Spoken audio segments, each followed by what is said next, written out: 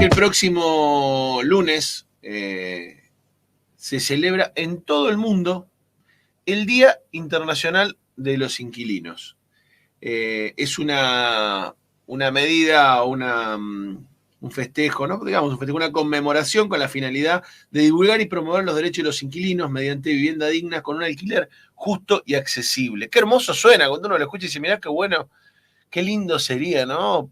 Poder alquilar, y más cuando uno conoce la odisea que implica hoy ser inquilino en la Argentina. Incluso pensando a un año de la sanción de la ley de alquileres que había generado tanta expectativa en aquellos que tienen que pagar mensualmente por un lugar donde vivir, y lo que hoy realmente es a un año después. Y vos sabés que casualmente, buscando datos sobre esto, no sé si casualmente, pero digo, como son las cosas, también fue en octubre, pero de 1906, cuando se dio una de las huelgas más grandes de la Argentina. Hace más de 100 años estamos hablando, digo, para pensar lo prolongado del problema, que fue la famosa huelga de los inquilinos que estuvo en los grandes conventillos de Buenos Aires, también contagió a Rosario, a Bahía Blanca, con miles y miles de inquilinos viviendo en las peores condiciones, que terminan en una gran huelga, la mayoría de ellos trabajadores, la mayoría de ellos también vinculados en aquel momento al movimiento anarquista, y que termina con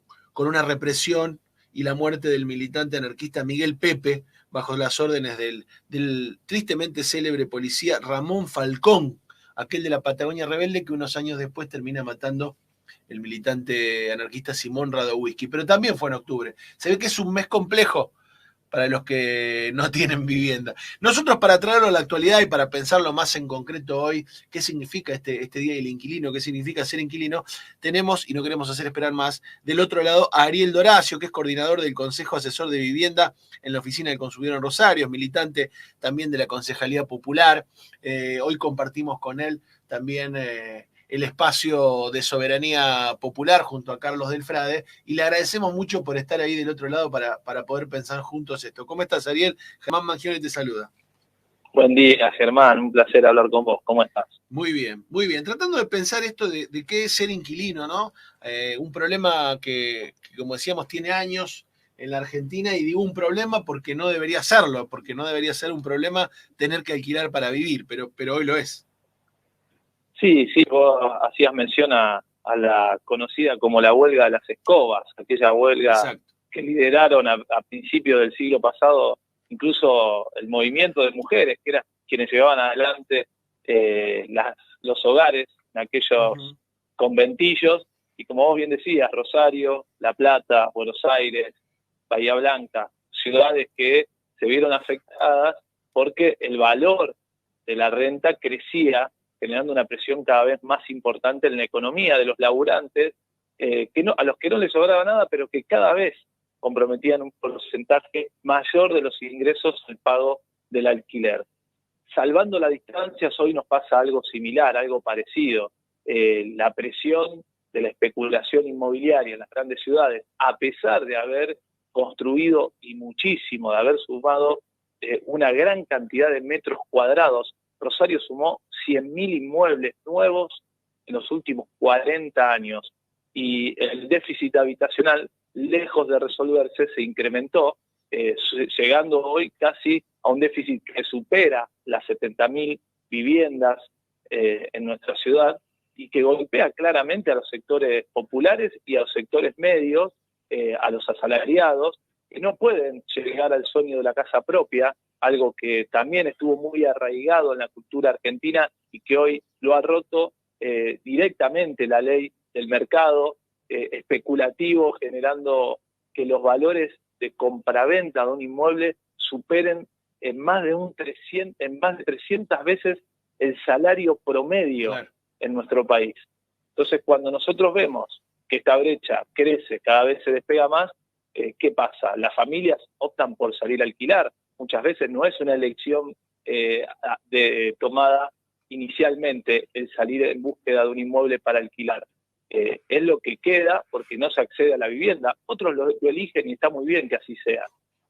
Pero también pasamos de una población inquilina de un 18% en el año 2001, a la salida o al inicio o a la explosión de la crisis en aquellos años teníamos un 18% de la población que alquilaba.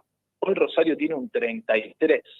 Prácticamente se ha duplicado en 20 años, a pesar del boom inmobiliario, ¿no? Eso es lo que te iba a decir, digo, es inexplicable, digo, en el crecimiento. Lo pienso porque mientras vos me hablás, yo voy pensando en San Lorenzo, que es de donde te hablamos, voy pensando en los edificios que, acá en San Lorenzo toda la vida estuvo el edificio, era una referencia, vos decías, del edificio para allá, ¿no? Había uno solo.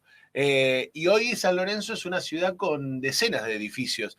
Y sin embargo, cuando uno charla con la gente, la dificultad para encontrar una vivienda que no sea inaccesible, incluso para encontrar una vivienda, te diría, porque hasta claro, con cierto poder adquisitivo, es casi imposible. Entonces uno no termina de entender cómo crece el boom inmobiliario y por otro lado es cada vez más difícil conseguir vivienda. Bueno, porque la vivienda se ha convertido centralmente en un resguardo financiero de los activos provenientes de otras actividades económicas.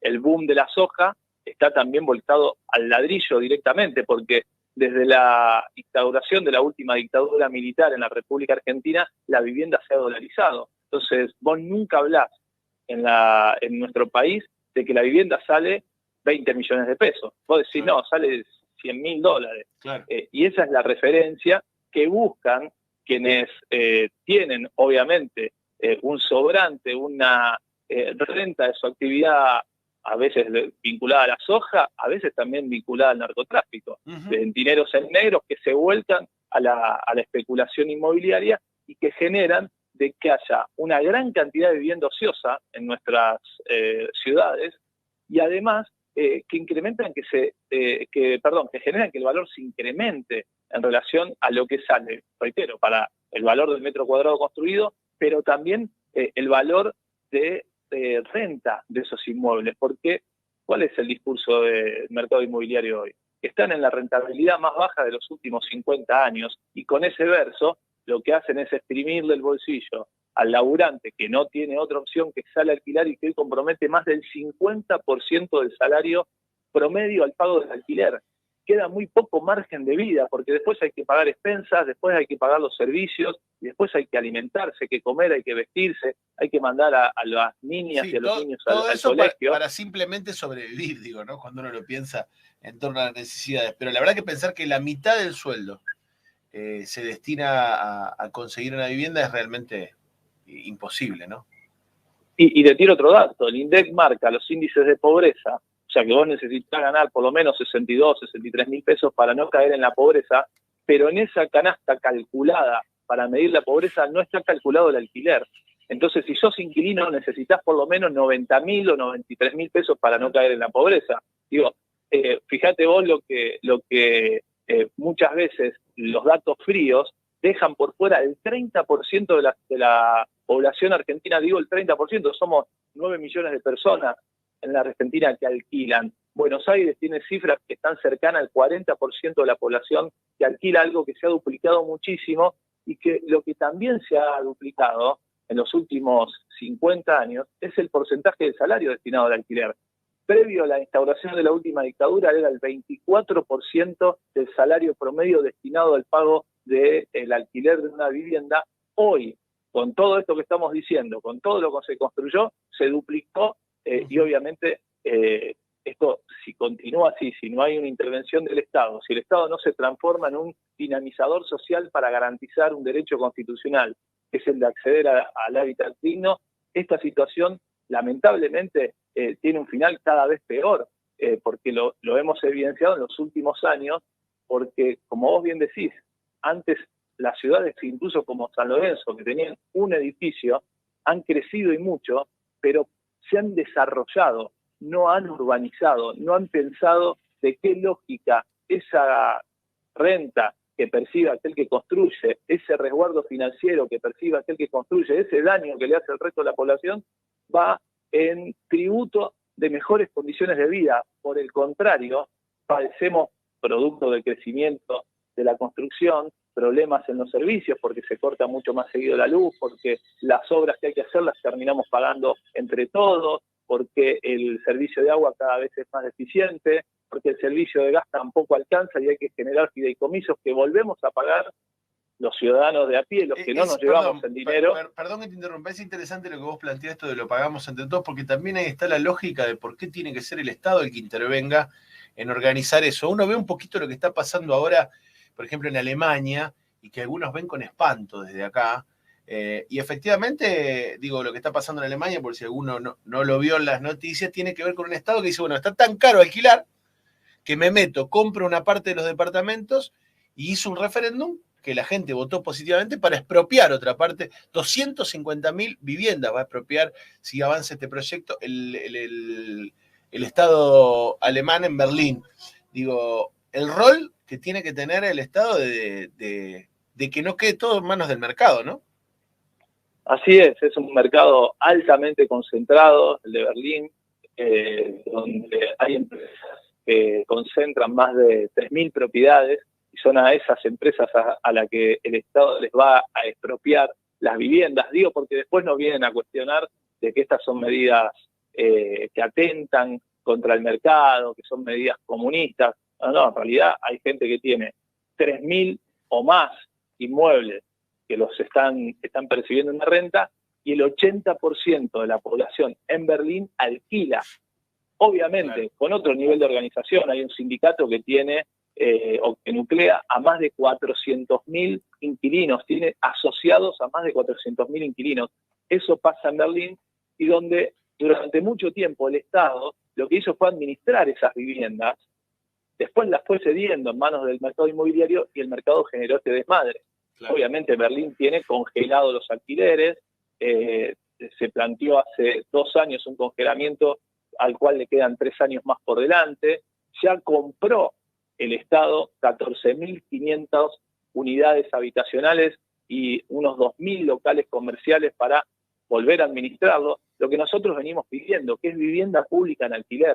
Nos parece que el Estado debe ser, hoy por hoy, primero un formador de precios en relación a la vivienda, y segundo debe ser el principal actor a la hora de garantizar el acceso al techo. Esto no solamente, no hablamos del acceso a la propiedad, hablamos del acceso al techo. Se puede acceder y vivir dignamente alquilando, y obviamente el Estado debe construir un parque habitacional propio y volcarlo al mercado locativo y volcarlo también al mercado para aquellos que se resuelvan mediante los sindicatos o mediante otras formas el acceso a la vivienda propia a pagar con una financiación a 30 años. Hoy nos dicen, ¿y por qué la gente alquila? Porque no puede existir en la Argentina un producto, no, claro, porque ni siquiera puede haber un producto financiero que cubra o que salde la brecha entre el salario y el valor del metro cuadrado, que son los mismos, ¿no? Son los mismos los que generan esos valores, y después nos dicen, no, pero la rentabilidad es más baja en base a los mismos valores que ellos crearon. Ahora, hay que decirle a esos señores que los obreros que trabajan en las obras de construcción cobran en pesos y ninguno es propietario, ninguno cobra en dólares. Ellos invierten pesos, se llevan dólares, y los que nos empobrecemos cada día más somos nosotros los que no podemos acceder al techo de manera digna. Así es. Ariel, nos va a quedar para seguir charlando, que me parece que es un tema que además no está presente en las campañas de discusión política, no aparece en el debate político. Me parece que es un tema para seguir profundizando. Nos va a quedar, por ejemplo, la aplicación de la ley de alquileres. Digo, en esto que uno ve el Estado alemán siendo protagonista, acá en Argentina uno ve que ni siquiera se puede cumplir la ley de alquileres. Digo, no hay ni control sobre el cumplimiento de las leyes que están sancionadas. Pero bueno, lo vamos a seguir más adelante, te agradecemos un montón, sabemos que tenés tu propio programa de radio y te robamos ese ratito para salir, así que te liberamos y volvemos a charlar en otro momento.